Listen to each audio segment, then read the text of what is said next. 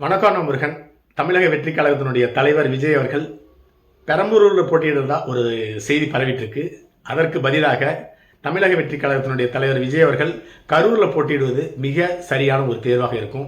ஏன் அப்படிங்கிறத சுருக்கமாக பார்க்கலாம். வீடியோவுக்கு சப்ஸ்கிரைப் பண்ணி சேனலுடைய வளர்ச்சிக்கு உதவுங்க. கூடவே பெல் பட்டன் ஆன் பண்ணுவீங்க. அப்போ தான் சேனலில் போகிற வீடியோ உங்களுக்கு நோட்டிஃபிகேஷன் கிடைக்கும்.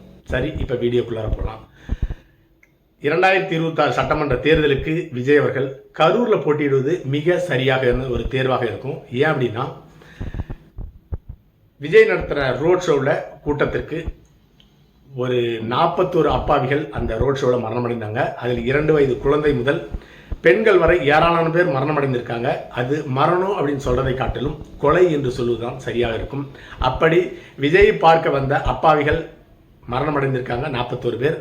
அந்த இடத்துல போட்டியிடுவது தான் மிக சரியான ஒரு தேர்வாக இருக்கும். அந்த இறந்து போன மக்களுக்கு ஒரு ஆறுதலான, அந்த குடும்பத்திற்கு, இறந்தவர்களுடைய குடும்பத்திற்கு ஒரு ஆறுதலான செய்தியாக விஜய் அவர்கள் கரூரில் போட்டியிடுவது மிக சரியான தேர்வானதாக இருக்கும். ஒரு புத்திசாலித்தனமான தேர்வாக இருக்கும். அதை தவிர்த்து விஜய் அவர்கள் வேற தொகுதியில் போட்டியிட்டா இறந்தவர்களுடைய ஆத்மா சாந்தி அடையுமா அப்படிங்கிறத யோசனை பண்ணி பாருங்க. கரூரில் விஜய் போட்டியிடுவது இறந்தவர்களுடைய குடும்பத்திற்கு ஆறுதல் அளிப்பதாகவும் இருக்கும். விஜய்க்கு அரசியல் ரீதியாக ஒரு மிகப்பெரிய வெற்றியையும் இந்த சமயத்தில் கொடுக்கக்கூடிய ஒரு மாவட்டமாக கரூர் மாவட்டமாக இருக்கும். அதனால் விஜய் அவர்கள் கரூரை தேர்ந்தெடுத்து போட்டியிடுவது மிக சரியான ஒரு தேர்வாக இருக்கும். அடுத்ததாக, இறந்தவர்களுடைய குடும்பத்திற்கு, இறந்தவர்களுக்கு நியாயம் கிடைக்கக்கூடிய வேலையில் விஜய் அவர்கள் தீவிரமாக இறங்கணும். 2026 சட்டமன்ற தேர்தலுக்கு இன்னும் 1 மாதம் தான் இருக்குது. ஒவ்வொரு கூட்டத்திலையும் விஜய் அவர்கள் கரூரில் நடந்த சம்பவத்திற்கு யார் காரணம்? திமுக தான் காரணம். அதை எடுத்து தெருவாக, வீதி வீதியாக தினமும் பேசணும். ஒவ்வொரு மீட்டிங்லையும் பேசணும். அப்படி பேசி சிபிஐக்கு அழுத்தத்தை கொடுத்து இறந்தவர்களுடைய ஆத்மா சாந்தி அடைய குற்றவாளிகளை கண்டுபிடித்து தண்டிக்கப்பட வேண்டும். அப்பொழுதுதான் இறந்தவர்களுடைய ஆத்மா சாந்தி அடையும். இறந்தவர்களுடைய குடும்பத்தினர் ஆறுதல் அடைவார்கள். அதை செய்வாரா அப்படிங்கிறது, விஜய் செய்வாராங்கிறது மிகப்பெரிய $1 மில்லியன் கொஸ்டினாக இருக்கிறது. ஒரு மாதத்துக்கு ஒரு 15 நாளைக்கு ஒருவர் தான் வீட்டை விட்டே வெளியே வராரு. ஆனால் பேசுறது ரொம்ப கம்மியாக இருக்குது. அதுவும் அந்த இறந்த குடும்பத்திற்கு நியாயம் தேடி தருவதில் அவர் தவறவிட்டு விட்டார் அப்படிங்கிறத தோன்றுகிறது. அடுத்ததாக, விஜய் கரூரை தவிர்த்து பெரம்பலூரில் போட்டியிடுவதாக ஒரு பதவி கொண்டிருக்கிறது. அப்படி ஓட்டுக்காக சென்னையை தமிழ்நாட்டினுடைய தலைநகரமாக இருக்குது, சென்னையை கைப்பற்றணும் அப்படிங்கிறதுக்காக பெரம்பலூரில் போட்டியிட்டால் இறந்தவர்களுக்கு விஜய் செய்யும் துரோகமாக தான் இருக்கும். இறந்தவர்களுடைய ஆத்மா சாந்தி அடையாது. இந்த 41 பேர் மரணத்திற்கு திராவிட முன்னேற்ற கழகம் தான் முக்கிய காரணம். சதிவேலை, திமுகவினுடைய சதிவேலை அப்படிங்கிறத காட்டிலும் அந்த மாவட்டத்தினுடைய முடிசூடா மன்னர் செந்தில் பாலாஜியினுடைய சதிவேலை தான் 41 பேர் மரணமடைந்ததற்கு காரணம். ஒருவேளை 2026 சட்டமன்ற தேர்தலில் மீண்டும் திராவிட முன்னேற்ற கழகம் வெற்றி பெற்று ஆட்சி அமைச்சா ஒட்டுமொத்தமாக இந்த கேஸை இழுத்து மூடிடுவாங்க. தங்களுக்கும் இந்த மரணத்திற்கும் சம்பந்தம் இல்லை மாதிரி நெரேட்டிவ் செட் பண்ணிடுவாங்க. நீதிமன்றமும் அதை தான் செய்யும். ஒருவேளை திராவிட முன்னேற்ற கழகம் தோற்று அண்ணா திராவிட முன்னேற்ற கழகம் வெற்றி பெற்றால் கண்டிப்பாக இறந்தவர்களுடைய மரணத்திற்கு என்ன காரணம், யாரெல்லாம் சதி பண்ணியிருக்காங்கிறது கண்டிப்பாக அண்ணா திராவிட முன்னேற்ற கழகம் கண்டுபிடித்து அந்த குற்றவாளிகளை நீதிமன்றத்தில் நிறுத்தி தண்டனை வாங்கி கொடுக்கும். அதே போலவே தமிழக வெற்றி கழகம் விஜய் அவர்கள் வெற்றி பெற்று முதலமைச்சர் ஆனாலும் இந்த சம்பவம் நடக்கும். குற்றவாளிகள், குற்றம் செய்த சதி வேலை செய்தவர்கள் தண்டிக்கப்படுவார்கள். அப்படி விஜய் வெற்றி பெறுவாரா அப்படிங்கிறது மிகப்பெரிய கேள்விக்குறி. இப்போதான் முதல்ல தேர்தல் சந்திக்க போகிறாரு. அப்படி இருந்தும் தனக்காகவோ தன்னுடைய கட்சியினருக்காகவோ வெளியே வந்து செய்தியாளர்களிடமும் மக்களிடத்தில் போராடாத ஒரு தலைவர் என்ன செய்ய போகிறார் அப்படிங்கிறது இந்த 30 நாள் கழித்து தெரிய போகிறது. அடுத்ததாக, சிபிஐ இந்த வழக்கை விசாரணை பண்ணிகிட்டே இருக்காங்க. அந்த விசாரணை எப்படி இருக்குன்னு கேட்டிங்கன்னா, கிணத்துல போட்ட கல் மாதிரி அப்படியே இருக்குது. திராவிட முன்னேற்ற கழகத்திற்கும் பாரதிய ஜனதா கட்சிக்கும் மறைமுகமாக கூட்டணி இருக்கிறது, கள்ள கூட்டணி இருக்கிறது. அதனால தான் கடந்த 2021 முதல் 26 வரை ஒரு 3 லட்சம் கோடி ரூபாய்க்கு திராவிட முன்னேற்ற கழகத்தை சேர்ந்த வட்டம், மாவட்டம் அமைச்சர்கள் எல்லாமே சாட்சியோட ஊழல் பண்ணியிருந்தும் யாரும் கைது செய்யப்படவில்லை, வழக்கு தொடரப்படவில்லை, ஈடி ரெய்டு நடத்தாமல் இப்போ தேர்தலை திராவிட முன்னேற்ற கழகம் சந்திச்சிருக்கிறது. தமிழகம் பாரதிய ஜனதா கட்சியினுடைய கண்காணிப்பிலும் இல்லை, கட்டுப்பாட்டிலும் இல்லை. யாரோ ஜெயிச்சிட்டு போங்க.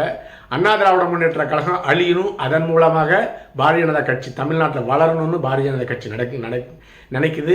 அதனால தான் திராவிட முன்னேற்ற கழகத்துடன் மறைமுகமாக கைகோர்த்து கொண்டு திமுக அமைச்சர்கள் மீது, ஊழல் அமைச்சர்கள் மீது எந்த விதமான நடவடிக்கையும் எடுக்கவில்லை.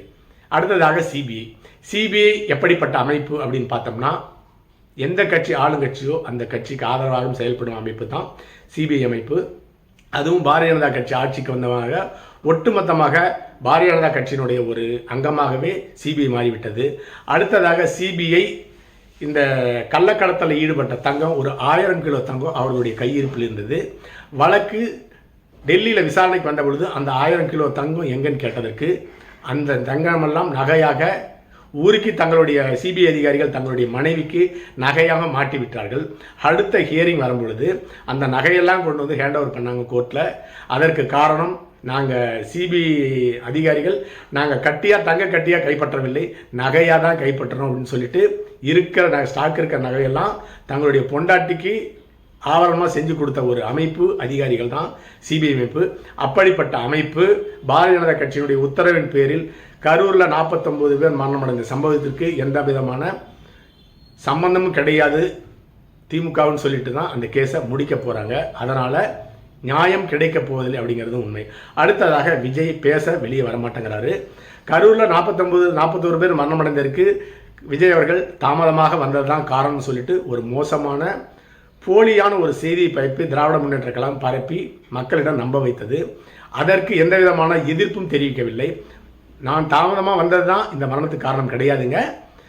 ஆளும் திராவிட முன்னேற்ற கழகம் செய்த சதியும் எங்களுக்கு கொடுத்த தவறான அனுமதி தான் காரணம்னு சொல்லிட்டு அப்பொழுது முதல் இன்று வரை வெளியே பேச தைரியம் இல்லாத ஒரு தலைவராக தான் விஜய் அவர்கள் இருந்து கொண்டிருக்கின்றார்.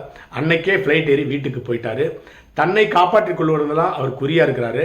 அதுவும் தன்னையே காப்பாற்றிக் கொள்ள தைரியமே இல்லாத ஒரு தலைவர் 41 பேர் மரணத்திற்காக எந்த விதமான நியாயத்தையும் தேடி தரப்போவதும் இல்லை, அவர்களுடைய ரசிகர்களையும் காப்பாற்றப் போவதில்லை.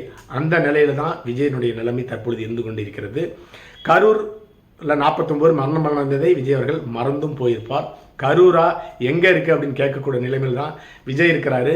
விஜய் கரூரை கைகழுவி விட்டார். ஆனால் கரூர் மக்கள் விஜய் கைகழுவ மாட்டார்கள்.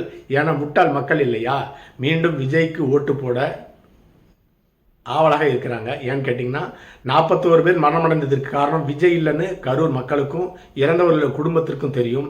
அதனால் அண்ணா திராவிட முன்னேற்ற கழகத்திற்கோ இல்லை அதிகப்படியாக தமிழக வெற்றி கழகத்துக்கு தான் கரூர் மக்கள் ஓட்டு போட போகிறாங்க. இந்த அரிய சந்தர்ப்பத்தை தமிழக வெற்றி கழகத்தினுடைய தலைவர் விஜய் அவர்கள் பயன்படுத்தி கொண்டு கரூரில் போட்டியிட்டு ஒட்டுமொத்தமாக கரூரினுடைய சுற்றி இருக்க எம்எல்ஏ சீட்டும் எல்லாமே கைப்பற்றுவதற்கு உண்டான வாய்ப்பு இருக்கிறது. அதற்கு விஜய் கரூரில் போட்டியிடணும். அப்படி செய்வாரான்னு கேட்டிங்கன்னா அதுவும் ஒரு மிகப்பெரிய $1 மில்லியன் கொஸ்டின். மொத்தத்தில் விஜய் அவர்கள் ஒரு முழுமையான அரசியல்வாதியாக இருக்க போகிறாரா, இல்லை தேர்தலில் தோற்று மீண்டும் சினிமாவில் நடிக்க போகிறாரா அப்படிங்கிறத இன்னும் 30 நாள் கழித்து கண்டிப்பாக வெளியே வரும். அடுத்த பதிவில் சந்திக்கலாம். நன்றி.